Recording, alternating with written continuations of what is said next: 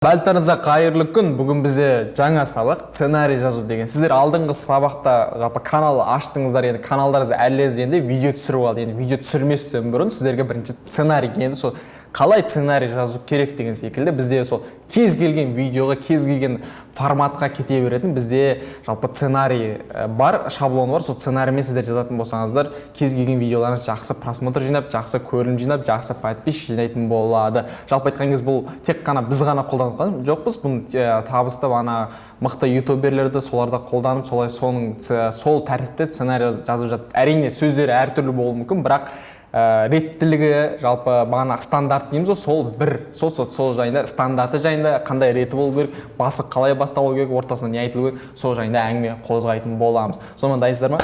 Дайын болсаңыздар, кеттік. Сонымен сценарий жазу техникасы қандай? Бірінші әрине сіздерге видеоға сценарий жазбастан бұрын сізге бірінші идея керек. Идеяны қайдан алсам болады? Мына суретте көрініп тұрғандай, уақыт созбай ақ қояйық. Кради как художник. Өздеріңіз сияқты орысша жазып қалатын болсаңыздар, неше түрлі каналдар шығады. Сол неше түрлі каналдардың ішінен просто кради как художник. Соның ішінде идея ұрлаңыздар. Көп просмотр жинаған видеоларын ұрлай саласыздар. Қазір көрсетеміз, мысалы, қателіктер, екінші типте видео бар. Өзіңіздің ештеңе түсіруге миларыңыз келмейтін болса, просто өміріңізде болған қандай бір қателік жібердіңіз, сол қателікті просто айтып беріңіз. Вот сол более шынайы кетеді и более естественно кетеді деген секілді. Себебі қазіргі таңда ютубта уже адамдар шынайылық жақсы көреді. Сондықтан да барынша шынайы болған дұрыс. Әрине, бірақ көп қателікті айта бермеңіздер, себебі адамда депрессияға түсіріп жіберуіңіз мүмкін. Сондықтан да бір айына бір рет немесе 2 айда бір рет өзіңіз бір өміріңізде болған бір қателікті, қателеспейтін адам жоқ деп бір өміріңізде болған қателікті және содан қандай шешім шығарғаныңызды, қандай ой түйгеніңізді айтып беретін болсаңыз, ол аудитория кәдімгідей жағады. И сіздің өзіңізге фанат қалыптастыруға әсер ететін бір тәсіл. Одан кейін сторителлинг. Енді бұл жалпы айтқанда өзіңіздің басыңыздан өткен бір оқиғаны айтып бересіз. Мысалы айтқан кезде енді каналыңызға байланысты тақырыпты әрине. Мысалы каналыңыз денсаулыққа ойлайсыз, денсаулығыңызға ойлайсыз. Мен өзім қалай 50, мысалы 190 килограмм болдым, қалай мен 60 килограмм болдым, или қалай мен 30 килограмм арықтадым деген сияқты өзіңіз басыңызда оқиғаны айтып беріңіз. Просто солай айтып беретін болсаңыз, вот осы 3 типтегі нәрсені ешқандай идея жоқ болатын болса, осы 2 нәрсені жазсаңыз болады. Қателіктеріңіз и сторителлинг, өзіңіз басында өткен нәрсе. И на кради как художник. Мысалы сіздерге сторителлинг, мысалы кради как художник деген нәрсені қалай түсінсеңіз болады. Мысалы бизнес молодость танитын шығарсыздар, біраздарыңыз. Осы бизнес молодостың біз кезінде біз енді бастаған кезде сол біраз видеоларын көшірген болатынбыз. И көшіргенде сіздерге қойылатын талап мына жақта самый популярный деген басасызда осы жерде ең көп просмотр жинаған видеоларын көрсетеді. Сол жердегі бірақ мынандай нәрсе бар. Соңғы 6 айдағы ең көп просмотр жинаған видеоларынан ғана көшіріңіздер. Және соңғы 1 айдағысын көшірудің қажеті жоқ. Себебі уже ол бәрі адамдар біледі, шығаратын болсаңыз, сен көшіріп алдың ғой деген әңгіме айтады. Ал 1 жыл, 2 жыл алдындағы шығаратын болсаңыздар, уже ол не актуальный, яғни ол қазіргі таңда уже қызық емес деген сөз. Себебі мысалы біз осыдан 1 жыл алдым, мен ютубқа келген кезде осы жерде мысалы біраз нәрсе, мысалы 15 идея для старта с нуля деген осыны біз көшірген болатынбыз. Одан кейін как найти себя осыны көшірген болатынбыз алдын. Вот осы секілді осының 2-3 видеоларын көшіріңіз. Мысалы уже 4 жыл алдын, 5 жыл алдын уже қазіргі таңда уже просмотрлар түсіп кеткен уже. 2 жыл алдыңғысының өзі қараңыздар 60 мың. Яғни, бизнес молодостың қазіргі таңда уже ютубында сәл минустар болып жатыр. Енді тоқырау дейді. Кез келген ютуб неде болады, ондай нәрсе тоқырау деген, бірақ содан шыға алу керек. Ол сіздердің де бастарыңыз келеді, біздің де басымыз келеді, просто бір халыққа керек бір контент немесе бір түрін тапқан кезде уже өтіп кетеді деген секілді. Түсінікті ғой? Сол жағынан ешқашан да не қылмаңыздар. Енді қайтадан сценарийға ауысайық, енді көп созбайық. Түсініңіздер қалай көшіру керектігін. Соңғы 6 айдағы ең популярны болып тұрған просто сол теманы, өзіңіздің каналыңызға сәйкес келетін теманы. Жақсы ма? Басқа өзіңіздің каналыңыздан басқа тақырыпта видео қозғауын қажет емес. Сценарий жазғанда ең басында сіздер мынандай нәрсе, бірінші түсіретін видеоңыз жайында толық ақпарат жазып аласыз. Жалпы не туралы, не әңгіме болайын деп отыр, қандай әңгіме қозғайын. Соны просто тупо полын жазып аласыз. И одан кейін сюжет деп айтады. Соны неден кейін не болады, соны жазып аласыз. Яғни басын қалай бастаймын, одан кейін қалай болады, одан кейін не болады. Яғни сол жерде қалай түсіріледі, даже сіз камерамен қалай түсіресіз, оның бәрін жазу керексіз. Неден кейін не болады деген жерде. Яғни мен мынандай сөйлегенде екінші адам не деп сөйлейді деген секілді соның бәрін жазасыз. Немесе өзіңіз ғана болатын болсаңыз, сол кезде де неден кейін не болады. Қарапайым ғана сөз ғой, соны жазасыз просто. Қатты қиын адам емес. Одан кейін локация. қай жерде түсіріледі соған да өте мән беру керек. Мысалы күн шығып тұрған, күн шықпай тұрған деген сияқты. Мысалы қараңғыда түсе ма, қараңғыда түскен кезде мысалы қандай техника апару керек деген секілді соның бәрін ескере отырып, сол локацияны жазу өте маңызды. Себебі ертең оператор болады, немесе өзіңіз барған кезде де түсініп баратын. Қалай түсірем, күн жарық болады, жарық болмайды, көлеңке, немесе үйдің іші, офистің іші деген сол да өте маңызды. Одан кейін не айтуға болмайды. Бұл да өте маңызды нәрсе. Себебі бір халыққа ұнамайтын бір сөзді айтып қоятын болсаңыздар, онда сіздердің көпшілік хейт жинайсыз. Хейт деген жаман пікір жинайсыздар. Өзіңізге жаман фанаттар жинап аласыздар. Өзіңізге фанат болып жатқан кісілердің пікірін өзгертіп жібересіздер деген секілді. Бұл жалпы бұндай қателіктер бізден бірнеше рет болды. Соңғы болған пранкты айтсаңыздар да болады деген секілді. Мен автоматпен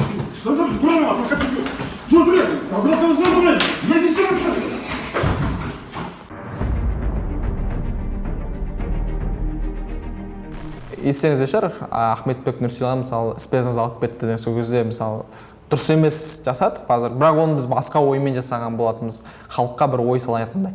Бірақ оны халық дұрыс түсінбей қалды, сондықтан да сонда бізде үлкен ошибка болды. Бірақ енді бір әр нәрсенің өзінің қайыры бар дейді ғой, бірақ біз бүкіл Қазақстанға танымалдық болды бір жағынан, екінші жағынан бірақ енді уақыт өте келе түзеледі. Себебі біз үлкен қылмыс жасаған жоқпыз бірінші кезекте, біреуді арын аттаған жоқ, біреуге жаман жасаған жоқпыз деген секілді. Сондықтан да ол анау айтқан емес, просто халық сондай шум шығарды, енді просто халықтың өзі бір президент Қосановтың несі сияқты болып кетті. Қосанов біз лақтырды ғой, президент болмайын деп деген сияқты фейк болып шықты. Сол секілді сондай болып қалыптастырғандай болдық та. Сондай осы нәрсеге өте үлкен мән береміз, не айтуға болмайды деген. Енді реттілігі бұл өте маңызды нәрсе. Жалпы видеоның реттілігі неден кейін не болу керек деген сияқты. Осы сценариймен жасаңыздар. Реттілігі бірінші кезекте сіздерде анонс болу керек. Анонс деген не нәрсе? Не? Ана видеоны көргенде түсінесіздер. Бізді бәрін бақылап отырады. Мы знаем о вас все. Ең қорқыныштысы бұл сервер Қытайда тұр екен. Бізді қалай басқарғысы келсе солай басқарады. Неге біздің билік осыны жасап жатыр? Ал енді билік неге халықты бақылау керек? Билік деген кім ол?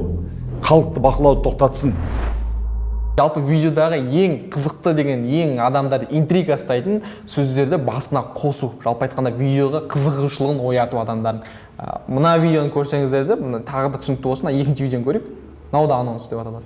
Қойылым ғой, бір жағынан түсінбейді ғой халық, білмейді. Қалаулым деген сөз мынандай сөзді, я тебе хочу деген сөзді. Айналайын шәккәрім, ақшадан өлдің бе? Қалаулым жабылсын, және сондай заң шықсын деген адамдар қол көтерейікші. Қымбатты біздің президент Қасым-Жомарт Кемелұлы. Анонсқа қойдатып, ең қызықты деген нәрселерді қою, екінші кезекте адамда интрига тудырып, видеоны ары қарай көруіне ықпал жасау. Анонстың ең бірінші мақсаты осы. Түсінікті ма? Соған өте үлкен мән беріңізді. Просто так анонс жасауға болмайды. Енді көріп отқансыз, көпшілік YouTube каналдарда басында осындай видеодағы қызықты моменттер қосады. Осылай жасағандар дұрыс. Одан кейін іс-қимылға шақыру. Яғни іс-қимылға шақыру қалай? Видео анонс болады, одан кейін іс-қимыл. Мысал қарағанда мынандай. Сіз осы видеоның соңына дейін қарайтын болсаңыз, сіздерге арнайы сыйлығым бар. Яғни не істеп тұр? Осы видеоның соңына дейін қарасаңыздар, сіздерге арнайы сыйлығым бар. Яғни видеоның соңына дейін көрсетуге ұмтылып тұр. Себебі бұл деген нәрсе удержание аудитория. Қаншалықты сенде адамдар видеоны ұзағынан дейін көретін болса, соншалықты сен видео YouTube сені алды қарай шығады. Бұл енді аналитика сабағында көбірек айтатын боламыз. Қазір пока сол барынша біздің мақсатымыз сценарий жазуда. Барынша адамдар кірген кезде видеоның соңына дейін көруге ықпал жасау. Түсінікті ма? Немесе көпшілік айтады былай, видеоның соңына дейін көрсеңіз сыйлық бермеймін емес. Мысалы біреулер былай айтуы мүмкін. Видеоны жалғастырмас бұрын достар бізге лайк басып кетіңіздер, себебі бізге үлкен мотивация береді. Мысалы мен каналымда өйстіп айтамын. Немесе достар видеоны ары қарай жалғастырмас бұрын мен каналыма тіркеліп алыңыздар, анау мынау деген секілді. Мысалы әркім әртүрлі айтады. Немесе комментарий жазып кетіңіздер, келесіде қандай видео шықсын деген секілді. Мен енді әркім әртүрлі. Мысалы іс-қимылға, ең бастысы адамдар іс-қимылға шақыру. Түсінікті ма? Одан кейін үшіншісі ақпарат. Яғни енді ақпарат бересің, ақпарат бергенде просто енді өзіңіз енді ары қарай ақпарат бере бастайсыз. Енді бір 4-5 минут енді бір пайдалы ақпарат бересіз. Ақпарат бергенде қалай ақпарат бересіз?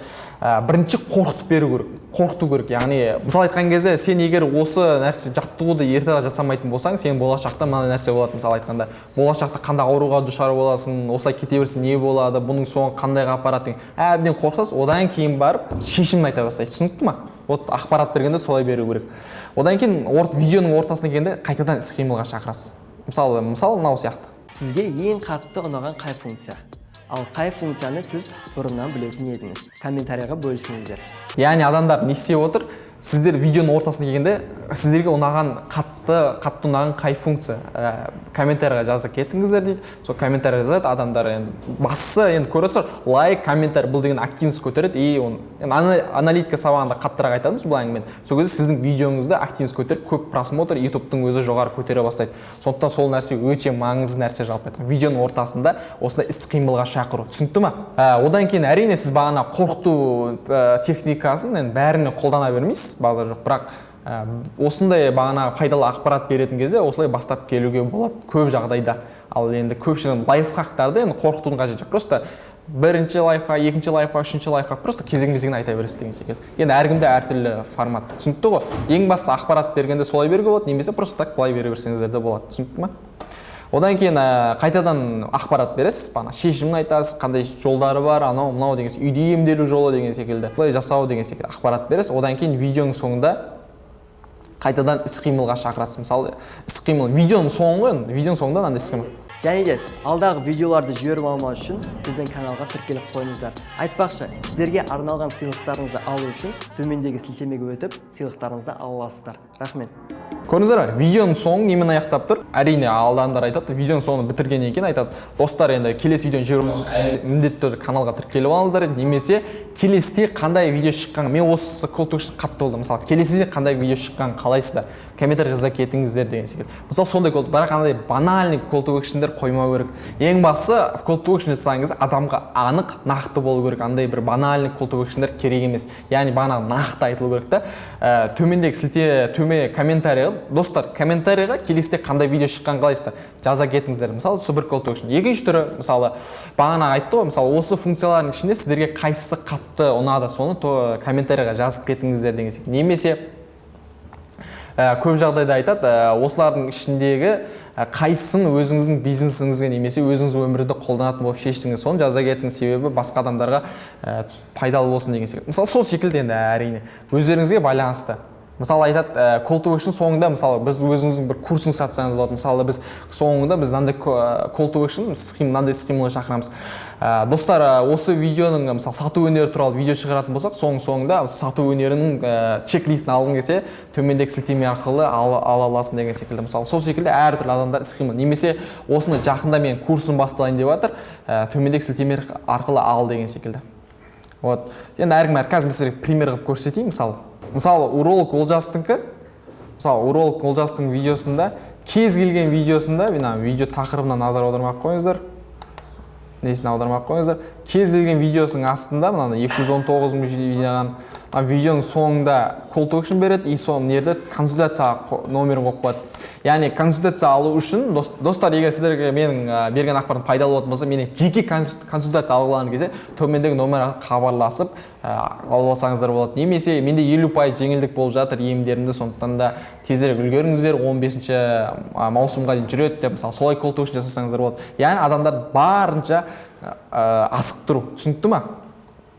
Мынау тег деп аталады. Оны алдағы уақытта айтатын боламын. Соңында өніміңізді соңында міндетті түрде бағанағы, енді көбінше бизнес канал болсын деп тілеймісіздер де, сол өніміңізді жарнамалау керексіздер. Енді әрине бірден сатып ал деп емес, бағанағыдай Олжас сияқты консультацияға шақырып деген секілді. Әркімнің өзінің несі бар. Түсінікті ме? Енді келесі нәрсе шарт деген нәрсе бар, шарт.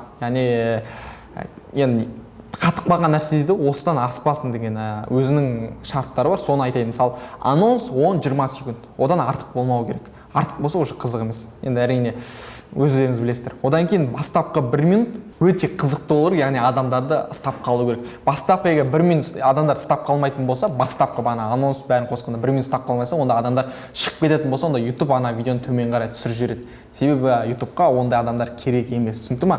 Одан кейін отбивка 3-5 секунд. Отбивка деген нәрсе мал шаруашылығы. Осы жерде біздің бизнес бастау біздің шығарғанбыз, мал бағып Дубайда қазір. Қазір көріңіздер 406 мың просмотр жинаған. Осы жердегі отбив, әрине әр видеоның өзінің бір жақсы жері болады ғой. Мысалы, осы жердегі отбивка ұнайды мысалы маған.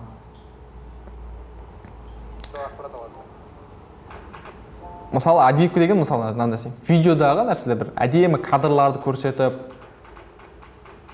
музыкамен тік-тік еткізіп. мінекей осы деген нәрсе отбивка деп аталады. Яғни бір адамдарды бір сәл сергітіп алу үшін, олай көтеріп алу үшін. Вот сол видеоның ортасына қосып жіберсеңіздер болады. Түсінікті ма? Осы отбивка деген осы нәрсе. Осы нәрсеге үлкен мән беріңіздер. Просто так қарай салмаңыздар. Осы ары кетсе 3-5 секунд, одан артық болса уже адамдар көрмей кетеді. Қазіргі таңында соңғы статистика. Одан кейін стиль. Стильге де өте үлкен мән беру. Яғни әр каналдың өзінің бір стилі болу керек. Бір былай бола салған нәрсе керек емес. Өзің бір кадр түсіру стилі болу керек, обложкасының стилі болу керек, сөйлеу стилі деген сияқты әркім өз каналдың өзінің стилін қалыптастыруларыңыз керек, міндетті түрде. Одан кейін эмоция. Әрине, барынша эмоциямен сөйлесуге тырысыңыздар. Әрине, бірақ орынсыз бұл қолды көтере беруге де болмайды, орынсыз күле беруге де болмайды. Бірақ енді әрқайсының өзінің орнымен дұрыстап жасайтын болсаңыздар, адамдарды ұстап қалу, яғни сізді көріп жатқан көрерменді барынша ұйықтатып қоймау керексіздер ғой. Түсінесіздер ме? Ұйықтатып қоймау керексіздер. Көріп жатқан кезде просто бір сарынды сөйлейтін болса ешкімге ұнамайды. Яғни дауысты көтеріп, түсіріп отырып сөйлегендеріңіз дұрыс болады. Түсінікті ма? Вот солай болатын эмоциямен түсіретін болсаңыздар, осында әдемі кетеді видеоларыңыз. Жақсы ма? Одан кейін видеоның ұзақтығы. Енді барлықтарыңызға қызық болған шығар. Видеоның ұзақтығы қанша болу керек, қанша минуттық видео болу керек. Ақпараттық видео, яғни біреуге бір пайдалы ақпарат беретін болсаңыздар, 7-15 минут жетеді. Вот реально осы 7-15 минут болатын болса, бұл ары қарай керек емес. Түсінікті ма? Одан кейін влог формат, яғни бір жерге барып біреуді түсіретін болсаңыздар, немесе өзіңіздің демалыс орныңызды түсіретін болсаңыз, немесе айттым ғой, влог формат, трансформатор деген сияқты. Олар кемі 20-30 минут болатын болса, вот это вот нормальный, стандартный, жақсы өтетін уақыты осы уақыт. Ары қарай ұзақ болатын болса, енді қызық болатын болса, базар жоқ қоса беріңіздер. Бірақ енді көбінше осы 20-30 минут жетеді көп жағдайда. Бірақ көпшілік жағдайда шектеу жоқ. Ең бастысы адамдарды сіз ұстап отырсаңыз, сценарийда мақсат, ең басты мақсат YouTube-қа шығарған видеоңыз. Адамдар кіргеннен соңына дейін видеоңыз көрсететін болса, болды. Вот солай болатын болса, шектеу жоқ сіздерге. Ең басты солай көретін болса болғаны. Ал мынау бергеніміз ақпараттық 7-15 влог 20-30 минут. Бұл жалпы айтқанда осынша минуттың аралығында адамдар көп жағдайда соңына дейін көреді. Осындай форматта, ұзақтығы осындай форматта болатын болса, адамдар көп көреді. Бұл жалпы айтқан соңғы статистика, вот содан кейін бар сіздерге айтып жатырмыз. Былайша қарағанда шектеу жоқ. Мысалы, кейде біздің пайдалы ақпаратымыз 1 сағатқа созылады деген секілді. Енді видеоның қаншалықты пайдалы, қаншалықты маңыздылығына байланысты, егер сен өзіңе сенімді болатын болсаң, видеоны соңына дейін көретін болатын болса, онда міндетті түрде ешқандай шектеусіз жаза берсеңіздер болады. Енді сіздерге былайша қараған кезде түсінікті болды деп ойлаймын. Егер бағана бір сұрақ болған шығар, бағана анонсты егер жасағыларыңыз келмейтін болса, мысалы, уролог, мысалы, Олжас Иманғалиұлы видеосын просто былай жасайды, мысалы, уролог Олжас бар ғой. Видеосын былай бастайды, мысалы, алдыңғы 500 000 просмотр жинаған видеосы екен. Қазір популярный плейлистқа зайти ету керек. Так, 500 000 просмотр жинаған видеосы. Міне 637 болып кеткенде 600 мың еді, 637. Яғни бұл Олжас қалай бастады видеосын. Еркектер қалай белсіздікке душар болады, еркектер не үшін белсіздік болады, неге бұл ауруға душар болады, қандай ненің себебіне, суықтың себебінен ба деген сияқты адамдардың жүрегінде жүрген сұрақтарды айтады. И соңында бүйтіп айтады, осы сұрақтардың бүгін сұрақтарыңыз жауабын алатын боласыздар дейді. Ары қарай бастайды уже. Видеоны жалғастырмас бұрын комментарий жазыңдар, келесіде қандай видео шыққан қалайсыздар дейді, немесе қандай сұрақтарыңызға тоже комментарий жазыңдар дейді, немесе лайк басып кетіңіздер деп бір адамды іс-қимылға шақырады. Ары қарай уже ақпаратын береді, и соңында қайтадан іс-қимылға шақырады. Яғни бағанағы баста анонс жасап, монтаж жасап қиналмай жүру үшін дегенім ғой. Бұл формат енді көбінше қазіргі таңда біреулерге өтеді, біреулерге өтпейді. Қаншалықты енді басы қызықты болғаны байланысты, егер қызық болмайтын болса, адамдар шығып кетеді. Түсінікті ма? Сіздерге осымен бүгін сценарий сабағы аяқталды. Енді қысқаша нұсқа, қысқадан нұсқа осы форматта түсіретін болсаңыздар, осы біз айтқан тәжірибеге түсіретін болсаңыздар, онда жақсы кетеді, жақсы нәтижесін береді. Мысалы, бағана айттық қой, енді сіздерге үй тапсырмасы. Кемінде 3 видеоға сценарий жазып келу. Дәл біздің ұсынған вариантта бағанағыдай неден кейін не айту керек, сюжет қандай болады, локацияңыз қаяқта болады деген секілді. Не айтуға болмайды, солай сценарий жазып келсеңіз. Сіздерге бір примерін жібереміз қазір. Сценарий жазудың сол бойынша сіздерде өздеріңіз сценарий жазып келіңіздер. Егер жазбайтын болсаңыздар, келесі сабақты көре алмайсыздар. Келесі сабақ бізде қалай енді сценарий жазып болды, сценарийларың дайын болған болатын болса, келесі сабақ бізде қалай видео түсіру, жалпы қалай видео түсіру, одан кейін қалай монтаждау, вот сол жайында сабақ болатын болады. Кәдімгі қолдарыңызда бар мынандай бір мобильдік телефон арқылы қалай түсіріп, қалай монтаж жасау болатын жайында ақпарат білетін боласыздар. Даже қалай ноутбукпен монтаж жасауға болады деген сияқты, ол қалай компьютермен монтаж жасауға болады, ол сабақты да болатын болады алдағы уақытта. Короче, мынандай нәрсе. Егер сабақ ұнап жатқан болса, өздеріңіздің Instagram желілерінде мен сапаралы шерін деген мен Instagram белгілеп, ұнады ма, ұнамады ма соны жазып жіберсеңіз, себебі мен сабағым шынымен пайдалы болып отыр. Пайдалы болып жатқан жоқ, соны біліп жүру үшін бір жағынан маған мотивация, себебі сыртта көріп жатқан адамдар олардың бәріне жалпы айтқан кезде пайдалы болып жатқанын білу үшін. Рахмет. Келесі кездескенше қош, сау болыңыздар.